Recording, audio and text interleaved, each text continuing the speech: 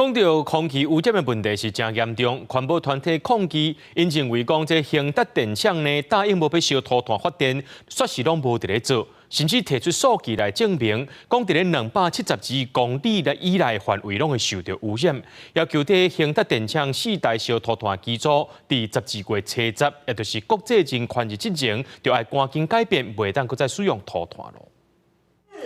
国际人权日，新达无美食。大声发口号表达诉求，环团大声控诉，首先冲击南高平空品的兴达电厂，对袂到全球脱碳控暖的趋势，不断波团现代承诺高大跳票。光是肺癌就夺走大概13000人，每一年呢，不是统计到现在，是每一年都要夺走这么多人命呢，我们没办法接受新达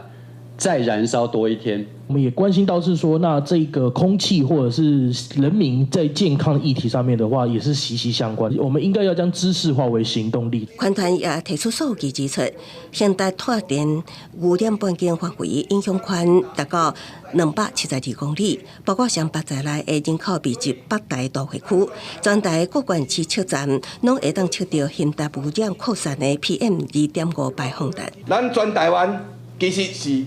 兴达 PM2.5 呼吸命运共同体，燃煤引起的 PM2.5 对健康危害是一般 PM2.5 的2倍。保证台电规划现代1、2号烧炭机组今年投入，3、4号机也分别会伫2025甲2026年底去投入。因过环团认为也是未符，呼吁中央重视空污议题，要求兴达电厂4座烧炭机组伫12月初10国际人权日之前全面投入脱碳。初10也会去高雄市府前的万车道抗议进程。记者综合报道。